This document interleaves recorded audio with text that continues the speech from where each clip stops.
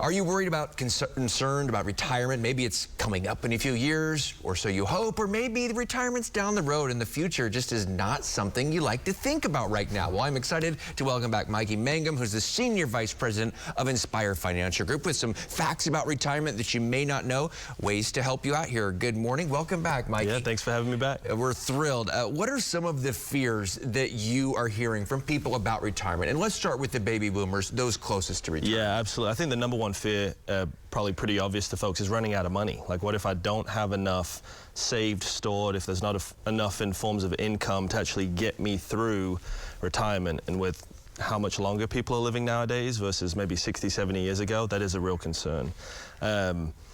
Long-term care, medical concerns, those types of things, and things like, how do I transfer things to the next generation? More of that legacy, making sure the estate plan is set up the right way. So those are the primary things we run into. I do want to get back to the Medicare question and medical expenses, because it doesn't cover everything. Correct. But the estate, will, trust, you're seeing that with our generation, with the millennials.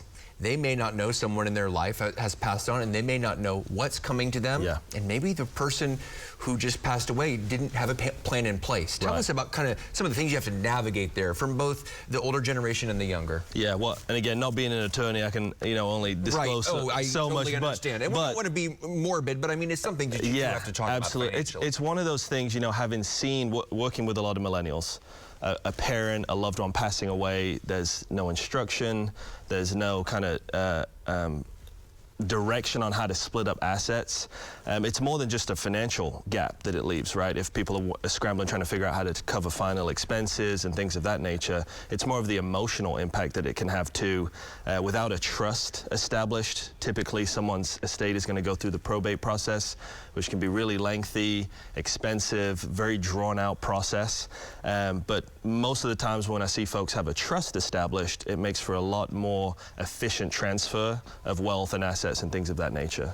When you're talking to folks about retirement and those who are closest to retirement, we have some video here. We got folks golfing and taking flights. I mean, you have to consider your lifestyle. What are some general guidelines of lifestyle in retirement? What do you need to think about? Yeah, there's a lot of research around. It's actually about 75 to 85% of your pre-retirement income is what you can expect to live on. So to some degree, there's a drop in living expenses, which you may think, well, retirement, every day's a Saturday. Why would that be cheaper? Yeah. But a lot of times, the things that's triggering retirement is, hey, we finally got the house paid off. We finally got these things taken care of. We removed these debts. We've removed these obligations. We're not paying for kids' college education anymore, whatever it might be. So statistically speaking, there is a little bit of a drop-off. So to account for 75 to 85% of your pre-retirement income being spent in retirement is a great starting point.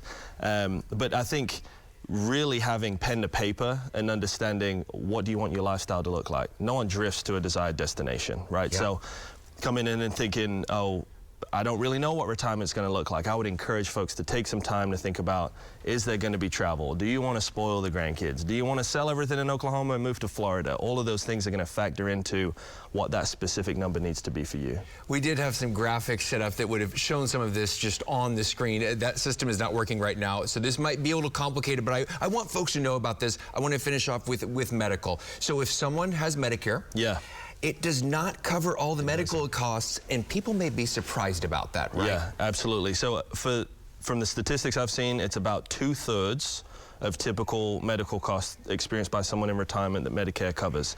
So our encouragement is, whenever you figure out what that living expense is going to be for you day to day in retirement, or month to month, I should say, about 15 to 20% also allocated towards potential medical expenses. Hopefully it never happens, and that's just more to live off in the future or leave to the next generation, but a safe rule of thumb is 15 to 20%. And finally, a lot of people are going to be drawing Social Security. Millions of people getting ready to draw Social Security in retirement. Tell us about the work rules, because that's really important. You can draw Social Security and still continue to work, right? Absolutely. So you will actually see on your Social Security statement, it says full retirement age at age 67, right? And so at 67, a lot of people don't realize this, you can pull that full Social Security amount and still continue to work up to full time if you'd like. That's a game changer for a lot of folks that are trying to draw things out to 70 years old, make sure that Social Security check is as high as possible. But if you are in that situation where we're trying to clear this debt or we're trying to get our savings to this amount. Well, turning that income on while you're still working now allows you to take that whole check and put it towards something that's going to help you live more comfortably in retirement. It's maybe not something that you wanted to do, but it's an option that is available. Absolutely. To you, drawing Social Security and still working. Absolutely. Mikey Mangum with Inspire Financial, thank you so much, and we'll see you again soon. Absolutely. Good to be here.